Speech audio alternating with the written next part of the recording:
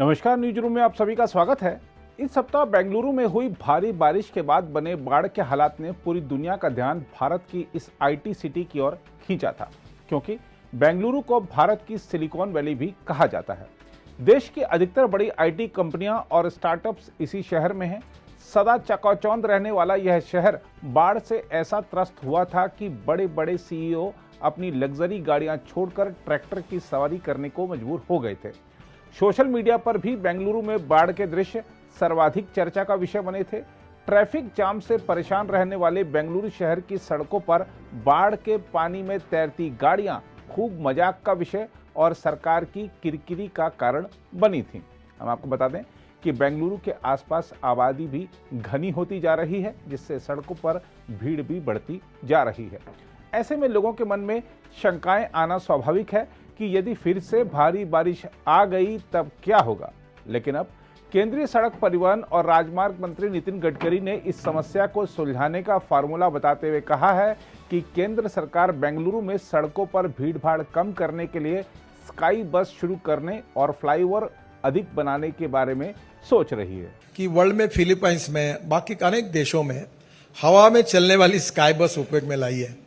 उसमें 200 लोग बैठते हैं और हवा में जाती है, स्काई बस इन एयर। तो उसके बारे में आज ही मैंने हमारे एनएचआई में जो हमारी लोग इस पे काम करते हैं उनको कहा था कि वर्ल्ड के एक्सपर्ट से एक बार बंगलोर की स्थिति का अध्ययन करके एक कर लो और उसके बाद ये इस प्रकार का कोई सॉल्यूशन पब्लिक ट्रांसपोर्ट में बंगलोर को दे सकते हैं क्या, तो हम इसको फाइनेंशियली सपोर्ट कर सकते हैं। और ये हमारे डिपार्टमेंट का ही मैंडेट है। तो आज मुख्यमंत्री जी ने भी इस पर काफ़ी बातों की चर्चा हमारी डिटेल में हुई है। अब हम लोग स्टडी कर रहे हैं, हम करना चाहते हैं और इससे ऊपर के ऊपर अगर लाखों लोग ऊपर के ऊपर हवा में चलेंगे तो नीचे वाला प्रॉब्लम खत्म हो जाएगा। दूसरी बात सबसे इंपॉर्टेंट जो है वो बंगलोर के लिए पब्लिक ट्रांसपोर्ट बहुत आवश्यक है। मैं कभी कभी मजाक में कहता हूं कि हमारे देश में एक्सपर्टाइज दो बड़े हासिल हैं, एक पॉपुलेशन ग्रोथ और ऑटोमोबाइल ग्रोथ। तो हमारे यहाँ ये संख्या रात दिन बढ़ती है। तो मैंने उनको कहा कि अभी एक घर में 4 लोग और 8 गाड़ियां हैं, पार्किंग नहीं, कुछ नहीं। तो अभी धीरे धीरे हम ऐसा बनाए। तो अभी मुंबई में मैंने double decker electric bus launch किया। फिर हमने अभी एक ट्रॉली बस की कल्पना है।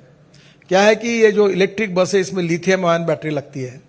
तो अभी हम उसमें ये ट्रॉली बस है ना 88 लोगों की कैपेसिटी, और जैसे हमारे इसमें बिजनेस क्लास होता है हवाई जहाज में, वैसा उतना अच्छा कंफर्ट देकर लोग बस में लैपटॉप लेकर बैठेंगे, अपना काम करेंगे और आराम से जाएंगे। तो मुंबई में ऐसी एक स्कीम उन्होंने तैयार की कि मोबाइल फोन पर वो बस निकली है, वो जब स्टॉप पे आएगी कितने बजे आ रही है तो वो अपना टिकट उसमें बुक करेंगे, सीट रिजर्व करेंगे।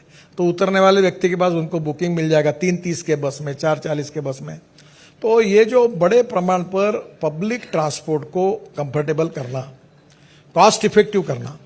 अभी आपको बताता हूं कि मैंने आज एक आह्वान किया है कि 5 साल के अंदर हमारे देश में 1.5 लाख बसेस है। तो मैंने सब ट्रांसपोर्ट मंत्रियों को यह आह्वान किया कि 5 साल के अंदर हमारे देश में 5 लाख बसेस होंगी और पूरी इलेक्ट्रिक पर होगी या अल्टरनेटिव फ्यूल, डीजल पर कोई नहीं होगा।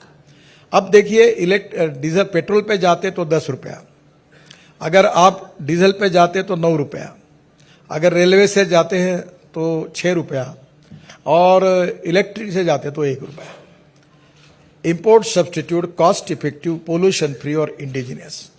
हमने विस्तृत लेवल पर green hydrogen, ethanol, methanol, biodiesel, bio LNG, bio CNG और उसके साथ साथ हमने काफ़ी चर्चा की। मुझे बहुत खुशी है कि मेरे पास हाइड्रोजन की कार है दिल्ली में। आप एक चक्कर मारोगे तो ऐसी कंफर्टेबल कार है, कोई भी कार से बहुत अच्छी है। ना धुआं निकलता है, ना पानी गिरता है, ना आवाज होता है। और ये पानी से हाइड्रोजन ऑक्सीजन अलग करके बंगलोर की कंपनी इलेक्ट्रोलाइजर बनाती है।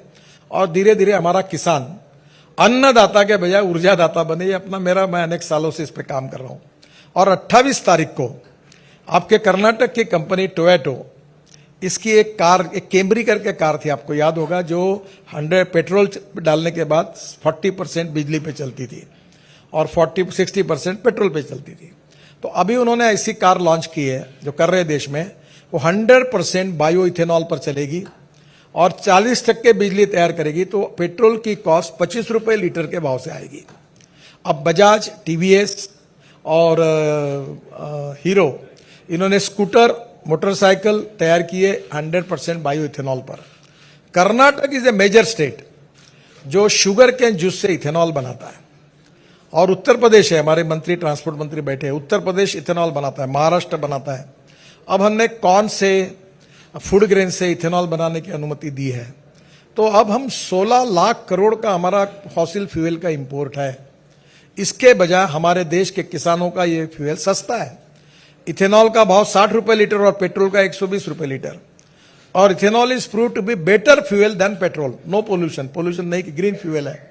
तो अब मुझे ऐसा लगता है कि बंगलोर में जैसे ट्रैफिक जाम है वैसे एयर पोल्यूशन भी है। तो ये जो बड़े प्रमाण पर ट्रैफिक सिस्टम, इलेक्ट्रिक की बसेस, इलेक्ट्रिक की कार, इलेक्ट्रिक की स्कूटर, इलेक्ट्रिक की ऑटो रिक्शा और उसके साथ इथेनॉल का उपयोग, अब कंस्ट्रक्शन इक्विपमेंट करने वालों को भी मैंने कहा है कि आप पेट्रोल डीजल से मुक्ति पाओ। और जेसीबी ने मेरे कहने पर सीएनजी और डीजल ऐसा हाइब्रिड मॉडल बनाया, तो उनको 1000 जेसीबी का रशिया में ऑर्डर मिला। अब वर्ल्ड में भी लोग ग्रीन के बारे में बहुत आग्रही है। तो इसलिए जो फॉसिल फ्यूल है हजार्डस है, हेल्थ के लिए अच्छे नहीं है और इकोनॉमी के लिए प्रॉब्लमेटिक है। तो बड़े प्रमाण पर पोल्यूशन भी कम करना, ट्रैफिक जाम भी कम करना और इलेक्ट्रिक पर mass rapid transport, public transport को इनकरेज करना, तो जो हमारे जिम्मे है, हमारे नेशनल हाईवे जो है उतना डिजाइन हम कर रहे हैं। उसके साथ साथ जो स्काई बस है या जो टेक्नोलॉजी उसका हम करेंगे, वो भी हम कर रहे हैं। और 3 महीने के अंदर हम कंक्लूजन पर आएंगे। हम काम को लगे, मैंने टाइम पीरियड दिया हुआ है। और फिर मैंने मुख्यमंत्री जी को ये कहा है कि क्या ये रिंग रोड के आजू बाजू में आप बंगलोर में जो कंजेशन करें उनको वहां शिफ्ट कर सकते हैं, कुछ इंडस्ट्रियल क्लस्टर, स्मार्ट सिटीज की उधर योजना कर सकते हैं। तो जगह अवेलेबल है। अब हम जब रोड बना रहे हैं तो जगह का भाव 1 करोड़ पर एकड़ है, रोड बनाएंगे तो 5 करोड़ रुपए पर एकड़ होगा। तो मैंने कहा आप जगह वहां ले लो और प्लान करो, तो आप बंगलोर का काफी बंगलोर को डिकंजेस्ट कर पाएंगे, जैसे दिल्ली की योजना बनी। तो उस पर स्टेट गवर्नमेंट भी कुछ कर रही है। अगर आप भी लेना चाहते हैं देश दुनिया की तमाम जानकारी तो आज ही सब्सक्राइब करें हमारे चैनल को। साथ ही नीचे दिए बेल आइकन को जरूर दबाएं ताकि हर अपडेट आप तक पहुंच सके।